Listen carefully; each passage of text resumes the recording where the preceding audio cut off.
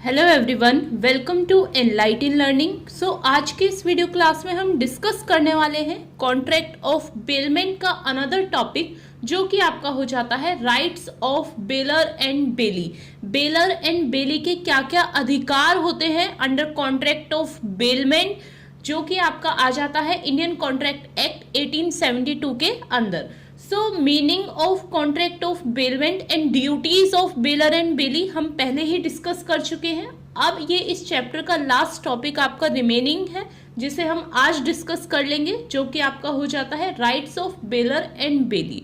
देखिए, बेलर की स्पेलिंग में काफ़ी कंफ्यूजन है। मैंने काफ़ी नोट्स भी चेक करे, काफ़ी बुक्स भी देखी, तो वहाँ पर दोनों ही स्पेलिंग्स दी गई हैं। BAILER भी है और BAILOR भी है। ये दोनों ही स्पेलिंग्स आपकी करेक्ट है, इसमें आप कंफ्यूज मत होइएगा। इसलिए मैंने यहाँ पर दोनों ही स्पेलिंग्स राइट डाउन कर दी हैं, जिससे आपको पता चल जाए, कंफ्यूजन क्लियर हो जाए। सो चलिए डिस्कस कर लेते हैं आखिर कौन कौन से राइट्स अधिकार होते हैं बेलर के पास। मीन्स वो पर्सन जो कि अपने गुड्स को किसी दूसरे पर्सन को दे रहा है, उसे बोला जाएगा बेलर। एंड कौन कौन से राइट्स होते हैं बेली के पास, हम दोनों के ही राइट्स आज डिस्कस करने वाले हैं। सो सबसे पहले हम डिस्कस करेंगे राइट्स ऑफ बेलर। बेलर के कौन कौन से राइट्स हैं, कौन कौन से अधिकार हैं।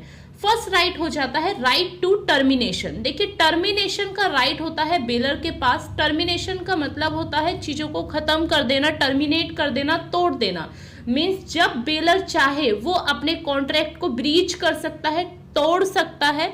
फॉर एग्जाम्पल, अगर एक पर्सन ए ने अपनी बाइक बी को दी है यूज करने के लिए किसी एक स्पेसिफिक पर्पस के लिए, और वहीं ए को भी इमरजेंसी हो गई, उसे अपने बाइक की नीड पड़ गई, तो उस कंडीशन में ए के पास राइट है अपने कॉन्ट्रैक्ट को टर्मिनेट करने का, चाहे वो कोई भी स्पेसिफिक टाइम के लिए किसी भी स्पेसिफिक पर्पस के लिए अपने गुड्स को लेंड करा हो। बट जब ए को नीड पड़ेगी तो उसके पास राइट होगा टर्मिनेशन ऑफ द कॉन्ट्रैक्ट, उसके पास राइट होगा अपने गुड्स को वापस मंगवाने का। देख लेते हैं, bailor has a right to terminate the contract of bailment if the bailee does any inconsistent act with regards to the goods bailed. A ने जो अपने गुड्स लेंड करे हैं बी को, जो कि यूज करने के लिए दिया है, और बी उसका कुछ इनकंसिस्टेंस एक्ट में यूज कर रहा है, इनलीगल यूज कर रहा है, और इसकी भनक ए को लग जाती है, तो वो भी एक कंडीशन बन जाती है कॉन्ट्रैक्ट को टर्मिनेट करने के लिए बेलमेंट के। सो ये फर्स्ट राइट हो जाता है बेलर के पास।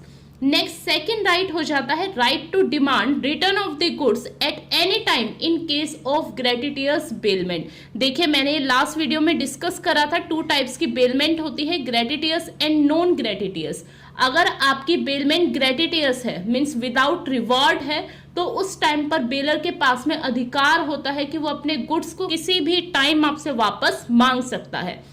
देखिए, अगर ग्रेटिटियस बेलमेंट है तो जो बेलर है वो कभी भी बेली से अपने गुड्स की रिटर्न करने की डिमांड कर सकता है। When the goods are lent without reward, means कोई भी रिवॉर्ड नहीं मिल रहा है बेलर को।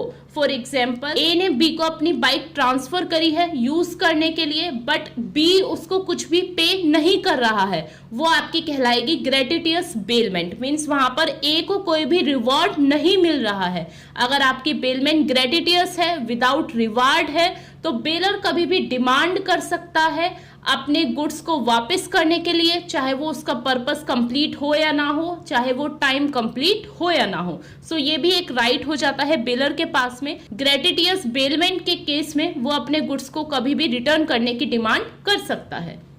नेक्स्ट राइट हो जाता है right to claim damage in case of negligence.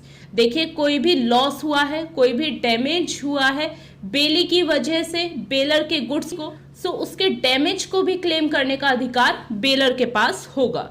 Next right है right to claim compensation in case of unauthorised retention of the goods. देखिए, जो बेली है वो अनऑथराइज तरीके से गुड्स को देने को मना कर रहा है, अपने पास में रख रहा है, और उस गुड्स के ना होने की वजह से बेलर को जो भी नुकसान हुआ है, सो उसके कंपनसेशन पाने का अधिकार होता है बेलर को। फॉर एग्जाम्पल, ए को अपने गुड्स की नीड पड़ी थी जो कि उसने बी को दिया, बी ने वो गुड्स उस टाइम पे रिटर्न नहीं करे, जिसकी वजह से ए को काफी लॉस हुआ, चाहे वो फाइनेंशियली हो या फिर और भी किसी तरीके का लॉस हो, बट वहां पर लॉस हुआ है। किस वजह से हुआ है?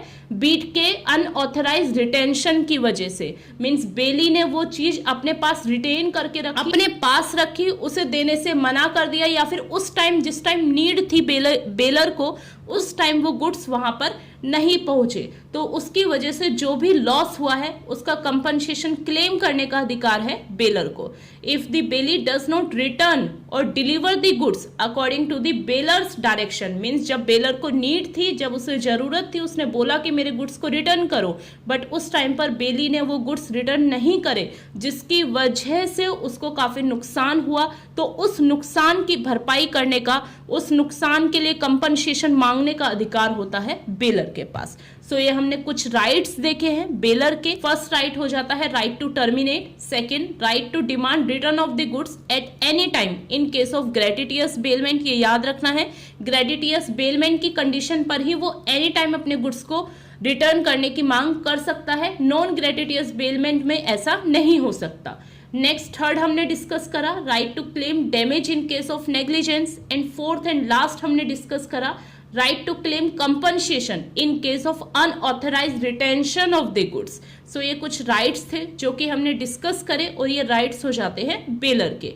अब बारी आती है राइट्स ऑफ बेली। बेली के पास कौन कौन से अधिकार हैं? बेली कौन? बेली वो पर्सन जो कि बेलर के गुड्स को यूज करने के लिए लेकर जा रहा है, उसे बोला जाएगा बेली। बेली के पास भी अपने अधिकार होते हैं कॉन्ट्रैक्ट ऑफ बेलमेंट में। सो वो कौन कौन से राइट्स हैं वो डिस्कस कर लेते हैं। फर्स्ट हो जाता है rights of compensation.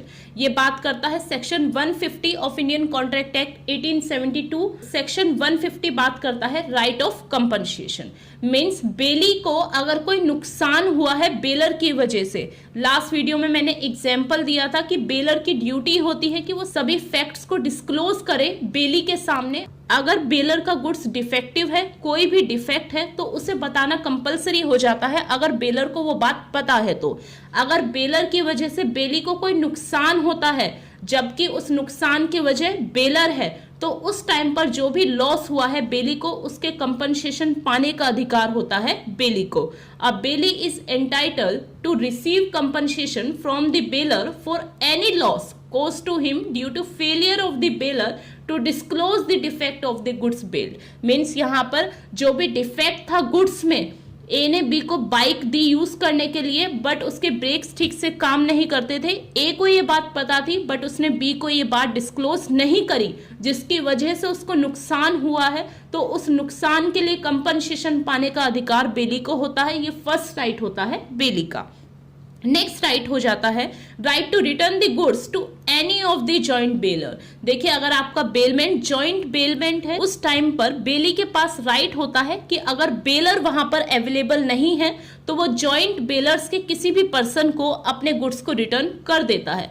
For example, ए जब बाइक देने आया तो वो अपने ब्रदर को या फिर फादर को भी साथ में लेकर आया। मीन्स ए के ब्रदर या फादर को पता है कि ए ने वो बाइक बी को दी है, जिस टाइम पे रिटर्न करनी थी उस टाइम पर ए वहां पर अवेलेबल नहीं था, तो जॉइंट बेलमेंट के टाइम पर उस टाइम फादर अवेलेबल थे, तो ए से बात करके ए की कंसर्न लेकर बी वो बाइक को रिटर्न कर सकता है ए के फादर या फिर ब्रदर को। सो ये राइट होता है बेली के पास में कि वो जॉइंट बेलर्स को भी रिटर्न कर सकता है जो भी उसने वहां से गुड्स लिए हैं। Where there are several joint bailors, the bailey may return the goods to any of the joint bailers in case of the absence of any contract of contrary। Means वहां पर बेलर जो कि real baler है वो वहां पर absence है, वो वहां पर प्रेजेंट नहीं है, तो उस कंडीशन में बेली जॉइंट बेलर्स को भी अपने गुड्स को रिटर्न कर सकता है जो कि उसने लिए थे। नेक्स्ट राइट हो जाता है बेली के पास में right to claim necessary expenses. देखिए, जो भी एक्सपेंसेस हुए हैं और वो एक्सपेंसेस नेसेसरी हैं, सो उसके कंपनसेशन को भी क्लेम करने का अधिकार बेली के पास में होता है। अब नेसेसरी एक्सपेंसेस कौन से हुए? देखिए, ए ने बाइक लैंड करी थी बी को, ए ने बाइक यूज करने के लिए दी थी बी को, और उसकी हेडलाइट ठीक से वर्क नहीं कर रही थी, हेडलाइट टूटी हुई थी या फिर उसका बल्ब फूटा हुआ था। ए ने बोला कि आप ये हेडलाइट भी ठीक करा दीजिएगा अगर आप बाहर मार्केट की तरफ जाते हैं, और बी ने इस चीज की मंजूरी दे दी कि ठीक है मैं ठीक करा दूंगा। तो उस टाइम पर बी के पास अधिकार होता है कि जो भी नेसेसरी एक्सपेंसेस हुए हैं उस लाइट को ठीक कराने में वो उसे क्लेम कर सकता है बिलर से। The bailee is also entitled to recover necessary expenses incurred on bailment. He can also recover compensation for the bailer in case of incur or loss owing to the defective title of the bailer. ये मैंने पहले ही discuss कर लिया है कि कोई title defective है, उसे रिपेयर कराया है, उसे ठीक कराया है, तो उसके जो भी नेसेसरी एक्सपेंसेस हुए हैं उसे क्लेम करने का, उसे कंपनसेट करने का अधिकार होता है बेली के पास में। नेक्स्ट आपका राइट और लास्ट राइट हो जाता है बेली के पास में, राइट टू इंटरप्लेड। देखिए इंटरप्लेड का भी अधिकार होता है बेली के पास में, ये बात करता है section 165 of Indian contract act 1872।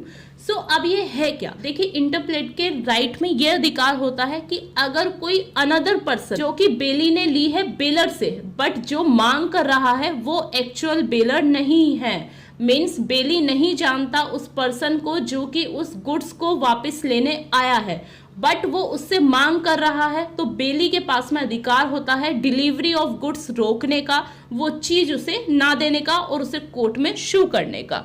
For example ए ने बाइक लेंड करी बी को, बट बाइक को लेने आया सी, कोई अनदर थर्ड पार्टी लेने आई है जिसको बी नहीं जानता है, बट वो जबरदस्ती उससे लेना चाहती है वो बाइक को, तो उस टाइम पे बेली के पास में अधिकार होता है डिलीवरी ऑफ द गुड्स रोकने का या फिर उसको कोर्ट में शू करने का।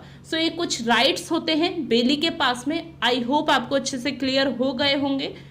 सो आज की इस वीडियो में हमने डिस्कस करे rights of bailor and bailee. I hope आपको अच्छे से क्लियर हो गया होगा।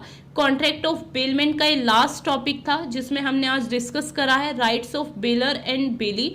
आई होप ये वीडियो आपके लिए बेनिफिशियल रही होगी, आपको ये टॉपिक अच्छे से क्लियर हो गया होगा। If you like this video then please do like, share and subscribe. Thank you for watching this video guys.